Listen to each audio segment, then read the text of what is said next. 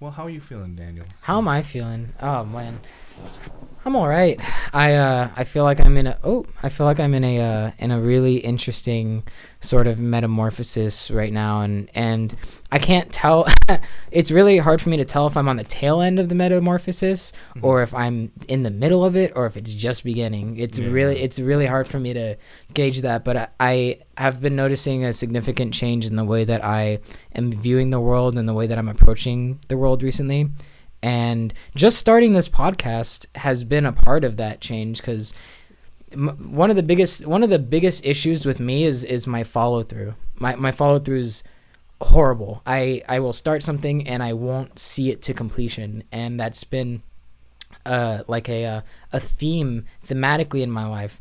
And you know what? Okay, remember how I told you that I've been having a lot of weird sort of spiritual stuff lately, and I told you I would tell you about it. I'll tell you about some of it right now, but the most recent thing that happened to me is I had a dream recently, and in this dream, so man, there's a lot a lot, because it for me it's like a continuum sort of thing where things keep on happening, and they're happening in a specific order, and it's like chronological. But before this dream, I had another one that was very similar. And in this dream, I was at my old school, and I was on the phone with my dad. And my dad was upset with me in this dream, and he was telling me, like, you know, you forgot what I taught you from the Bible, and you haven't been paying attention. And I got really upset with him, and I was like, well, you should be happy that I'm even looking into it in the first place, and I was angry, I was pissed off. And I was like, you know, like I would think that you would just be happy for me for even trying to read the Bible, or even trying to get in touch with the Bible in any capacity. So like, I don't understand what you're upset about.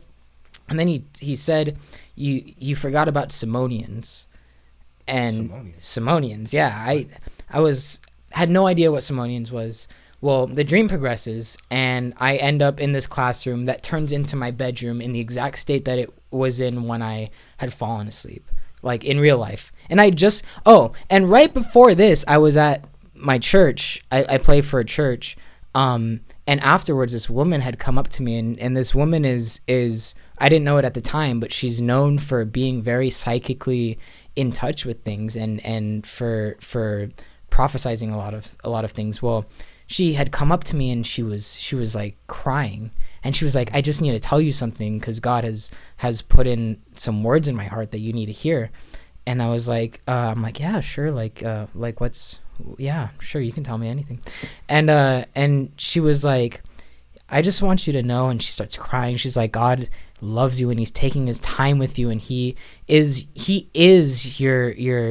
he's giving you room. He's giving you room to play and to figure things out, but he has a plan for you, and he's taking his time, and he's like, you're like, you know, you're like a little kid, and he's your daddy, and he's just letting you be, but eventually, you know, the time will come. And she was like, and then she prayed for me, and part of this prayer, she said, I hope that God gives you visions, and I hope that he gives you insight.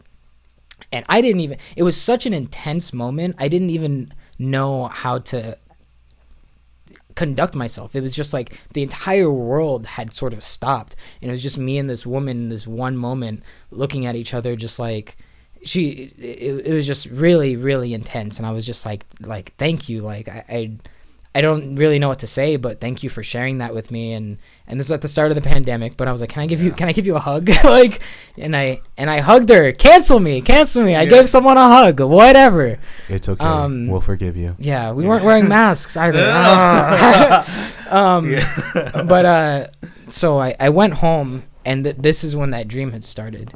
And I had so fast forward past the part with the phone call, and I'm in my room just as it was when I'd fallen asleep.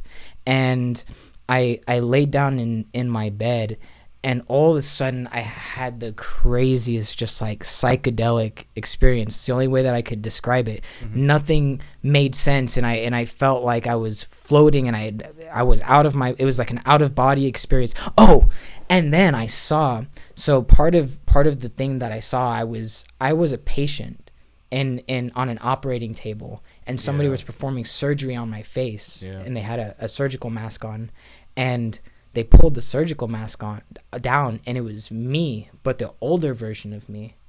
And so strange. Yeah, an older version of me performing surgery on myself. And it's interesting because part of the career path that I thought I was going to go on was I thought I was going to be a surgeon. I was volunteering at hospitals, and my plan, I went to CSUN for a semester as a biochem major, because that's what I thought I was going to be doing. And it was almost like seeing an alternate reality where I had followed that path, but it was also symbolic because it was like me performing surgery on myself and me fixing myself. That's the only way I can describe it. And then I woke up. At least I thought I woke up, and I don't know if I really did or not, but I got up. And I stood up, and all of a sudden, everything in my room started shifting in size, and nothing made sense, and everything was twisted in these weird ways that I can't even begin to really describe because it doesn't make any physical sense. Mm-hmm. And I got up and I fell over, and then I climbed back into bed, and I just wanted it to stop. And then eventually I woke up, but I woke up and my vision was all like doubled, like I was drunk, and I felt drained. I felt like I had just gone through. I felt like I was drunk. It was so crazy. A metamorphosis in a sense, but I didn't understand it at the time. So I immediately grabbed my phone and I started recording a video, and I just started talking and explaining what I had just gone through. And I talked through the whole thing, and then I stopped the video, and then the screen turned black, and then the video disappeared out of my Photos app. The video was just gone, and I couldn't get it. And I was like, what the fuck? Like, what is going on? So I called my girlfriend, and I explained the whole thing to her. Then after I explained the whole thing to her, the video showed back up. And I was just so confused. And then I looked up Simonians, because I'm like, what the fuck is Simonians? Well, apparently Simonians were this sect of Christianity that was kind of outcasted because they believed, they thought basically that the religious aspect of Christianity was kind of not bullshit, but that it was driving things the wrong way, and that we should be experiencing a more individual connection with God. And they were sort of outcasted for this idea and put into obscurity. I had never heard that word Simonians before. I brought it up to people at the church. They had never heard of Simonians before. I'd never had that word spoken to me, and it came to me in a dream, and it turned out to be a real fucking thing. So a week ago, or maybe a week and a half ago, I have another dream that's very similar. How long ago was this dream? A month. Okay. A month and a half to 2 months ago. Maybe even more than that. But sometime in the last 3 months. Okay. My quarantine has completely destroyed my concept of time. yeah. So I have this new dream where I'm on the phone with my dad again, and I'm at an apartment complex that is similar to my old apartment, but it's not exactly it. And I am talking to him, and I'm telling him I'm in a parking lot, and I'm like, I want to move my truck to the front of the building where it's better lit. And he's like, why do you want to do that? And I was like, well, I don't know, it just feels safer. I'm scared that it's gonna get broken into back here. My car got broken into maybe 7 months ago, and I had a guitar stolen. I had my very first guitar that I'd ever gotten was stolen from me out of my car, and a bass amp stolen from me. Right. So I am just kind of now more inclined to I so often leave my apartment and go down to my car, and I'm about to leave, and then I have to go back up because I'm like, did I lock the door? And I can't remember if I locked the door, and I have to just be sure, and I'm so paranoid about that now. And he told me, he's like, that's kind of a thing with you, is that you make basically that you let your fear drive your decisions. And I got pissed again, and I'm like, well, yeah, but who cares if I'm scared? I still get shit done, right? I still get shit done. Yeah. And isn't that? I was just extremely personally offended, and then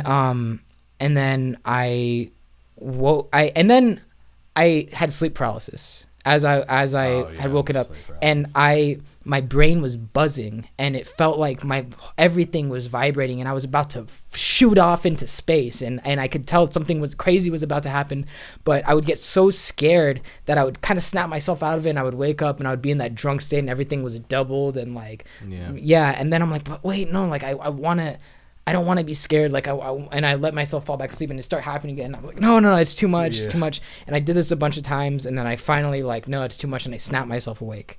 And I was like, what was that? And I felt like I was just like so drained again. And really the only way that I can interpret that, and what is coming to me to interpret that whole experience was that I was receiving a direct connection with God, and that God was speaking to me and sort of manifesting in the form of my Father, which is like, you hear about God being the Father and everything, but he was manifesting as my Father because I think that he knew that would be a way to get through to me, because my dad and I have a very interesting relationship. I love the man, but it's just like we are very opposite in a lot of ways.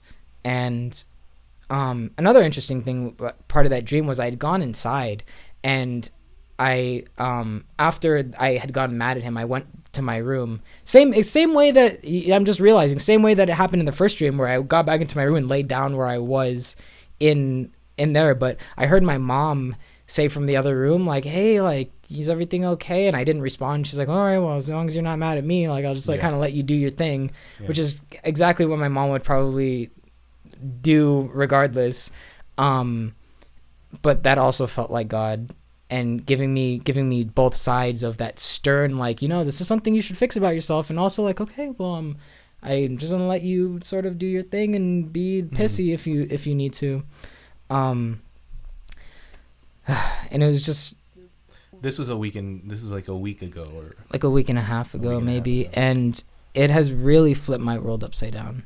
That experience has really flipped my world upside down, and really made me realize how many fear-based decisions I make. And how often... It's not just you, though, dude. I know. So many people. Oh, I know it's a lot of people. It's a lot of people, and it's just to become so extremely aware of it, so acutely aware of it from that point forward, has just been a really interesting shift in my mindset, because I didn't realize how often I let fear drive my decisions, and I don't want to do that anymore. I'm sick of it. I'm so sick of letting that fear get in the way of what I want to accomplish and what I want to do, and who I am as a person, and letting it make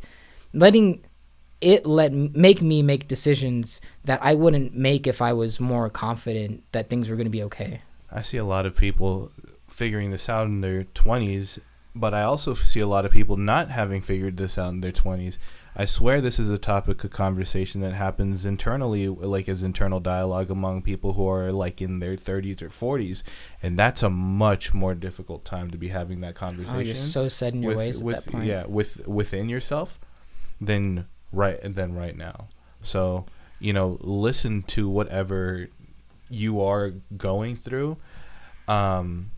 And understand, I guess, the just because you're making a decision based out of fear doesn't necessarily mean it's correct. Doesn't mean it's wrong, but understand that if that fear that you're basing your decision off of is a fear based on something that's necessary, and oftentimes in this current day and age, it's not.